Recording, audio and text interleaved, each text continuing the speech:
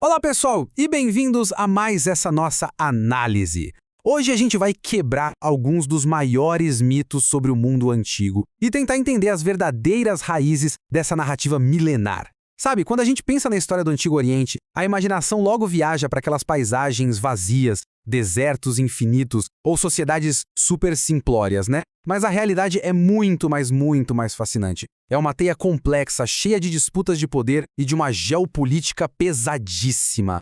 E aí surge a grande pergunta: o mundo dos patriarcas era mesmo primitivo? Bom, vamos mergulhar fundo nisso. É super fácil imaginar figuras como Abraão, Isaac e Jacó caminhando por um deserto isolado, vivendo num tipo de vácuo histórico. Mas a verdade é absolutamente chocante. Eles viveram, negociaram e respiraram o mesmíssimo ar que impérios poderosíssimos. Eles caminharam, literalmente, à sombra de cidades fortificadas gigantescas e tinham que lidar todo santo dia com burocracias complexas e religiões altamente consolidadas. Não tinha absolutamente nada de primitivo. Para deixar tudo bem claro, o nosso roteiro de hoje passa pelas seguintes etapas. 1. Um mundo longe do primitivo. 2. O triângulo do crescente fértil. 3. Poder divinizado versus Deus invisível. 4. Religião de barganha versus aliança. 5. A cidade-estado versus a tenda. E para fechar, 6. A ética além da força. Então, parte 1, o mundo longe do primitivo, uma realidade antiga sofisticada. O texto de Gênesis faz uma coisa incrível na sua estrutura. Ele pega milênios inteiros de história, lá da criação até o dilúvio, e condensa tudo em apenas 11 capítulos. E por que fazer isso? Exatamente para colocar uma lente de aumento gigantesca na história que começa ali com Abraão. O foco muda radicalmente de um escopo global para um único homem e o seu ambiente geopolítico imediato. Esse ambiente tem uma marca no tempo muito bem definida, o ano 2000 a.C. Quando Abraão é chamado para sair de Ur dos Caldeus, não é o caso de uma tribuzinha esquecida pelo tempo saindo do nada. Longe disso, Ur era uma verdadeira metrópole da antiguidade. Imagina só, o mundo no ano 2000 a.C. já fervilhava com códigos de lei super sofisticados, divisão clara de trabalho, registros contábeis complexos e cultos politeístas extremamente bem organizados. O que nos leva à parte 2, o Triângulo do Crescente Fértil, o verdadeiro tabuleiro geopolítico. E esse era, sem dúvida alguma, o grande cenário de poder daquela época.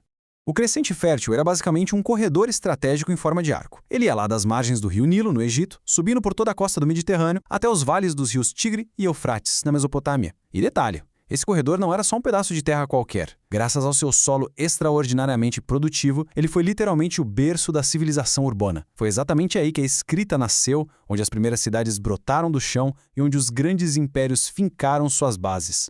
É fascinante analisar como o poder se organizava entre os três grandes atores da época. Lá no Egito, a estrutura era dominada pelo faraó, que era visto não só como um rei, mas como uma manifestação divina de poder absoluto. Já na Mesopotâmia, o poder irradiava dos zigurates, aqueles imensos templos que funcionavam como o verdadeiro coração administrativo e fiscal das cidades. E bem no meio dessa panela de pressão toda estava Canaã. Canaã não era um grande império unificado, mas servia como a ponte, o corredor de ligação. Era uma área de disputas contínuas e de um intercâmbio comercial e cultural muito intenso. E foi exatamente nesse terreno, nesse fogo cruzado de altíssima pressão geopolítica, que a nossa história se desenrolou. Entrando agora na parte 3, poder divinizado versus Deus invisível, o choque de autoridades.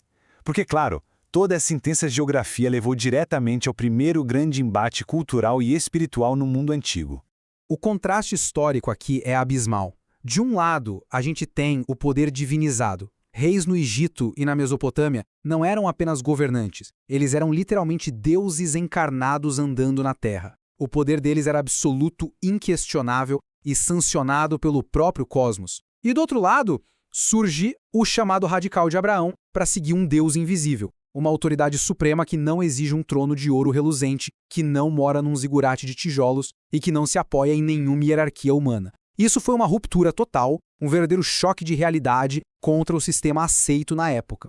E a narrativa histórica mostra a proximidade com esse poder urbano de um jeito bem sutil, mas incrivelmente revelador, com a frase "sentado à porta de Sodoma".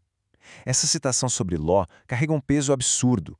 Naquela época, a porta da cidade não era só o lugar por onde a galera entrava e saía. Era o centro administrativo, comercial e judicial. Era como se fosse a prefeitura e o fórum num lugar só. Estar sentado ali significava que Ló tinha sido profundamente assimilado por todo aquele poder burocrático. Abraão, pelo contrário, fez questão de permanecer nas margens, totalmente fora dessa estrutura de poder urbano. Parte 4. Religião de barganha versus aliança. Transação contra confiança. É fundamental a gente entender como as pessoas antigas interagiam com o divino a partir desse ponto. A mecânica espiritual ali era muito peculiar. A religião de barganha era a regra, o padrão absoluto do Antigo Oriente Próximo. Era basicamente uma transação comercial fria com os deuses. A pessoa oferecia um sacrifício em troca de chuva, de uma colheita boa ou de vitória numa guerra. Era puramente manipulação, não tinha nada a ver com devoção sincera. Agora, a fé dos patriarcas traz uma quebra de paradigma gigantesca, a aliança. Uma relação baseada totalmente na confiança, na obediência e na promessa. Uma inovação onde a divindade toma a iniciativa de se relacionar, trazendo uma ética inédita para aquele mundo. Mas olha, para manter essa aliança intacta, exigia-se um esforço diário. Eram ações muito específicas contra os costumes locais. Por exemplo, Abraão faz questão de reconhecer publicamente El Elyon, o Deus Altíssimo, através de Melquisedeque. Mais pra frente, a gente vê Raquel subtraindo os trafins do pai dela. Esses trafins eram pequenos ídolos domésticos que, pasmem, garantiam direitos legais de herança. E Jacó, no momento super crítico, ordena que a casa toda se livre de quaisquer deuses estrangeiros antes de subir a Betel. É um expurgo contínuo, uma limpeza ativa da idolatria. O que nos traz a parte 5, a cidade-estado versus a tenda. Segurança em muralhas contra segurança em Deus. Essa é uma metáfora espacial que é simplesmente fantástica. O choque de estilos de vida era gritante. A cidade-estado, com aquelas muralhas formidáveis, representava o ápice da civilização, a promessa de segurança contra invasões e o conforto do sedentarismo.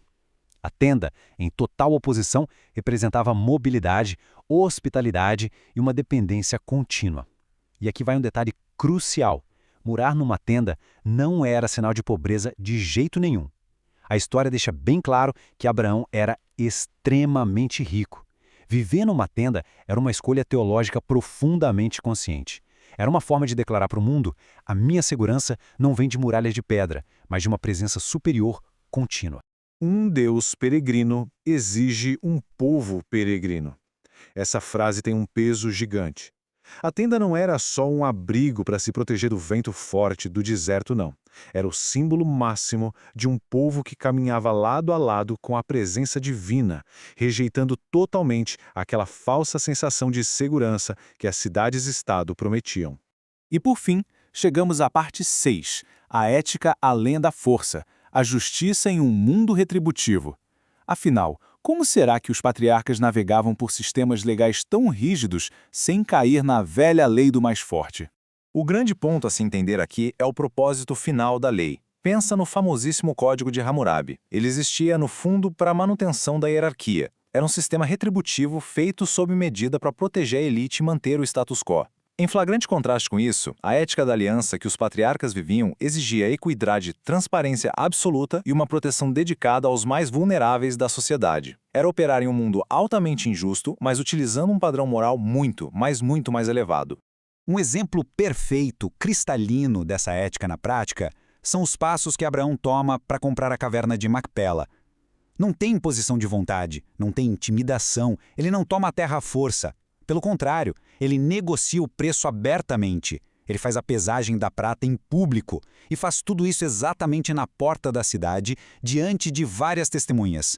É um processo legal meticuloso, transparente, mostrando uma integridade irrefutável de quem segue uma ética superior.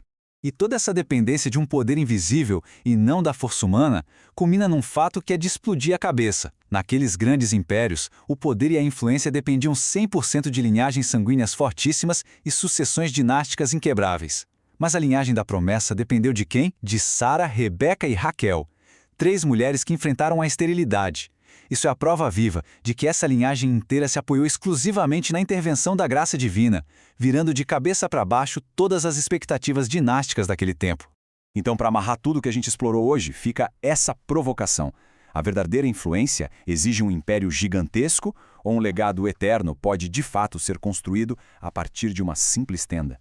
O que a história antiga nos mostra de forma brilhante é que aquelas muralhas colossais e os grandes impérios de outrora viraram pó. desapareceram. Mas as lições de fé, de ética e de confiança que começaram naquelas frágeis tendas, essas continuam ecoando e transformando o mundo até hoje. Uma reflexão fantástica para a gente fechar nossa análise. Muito obrigado por acompanharem e fica o convite para continuarmos desbravando juntos as maravilhas da história antiga.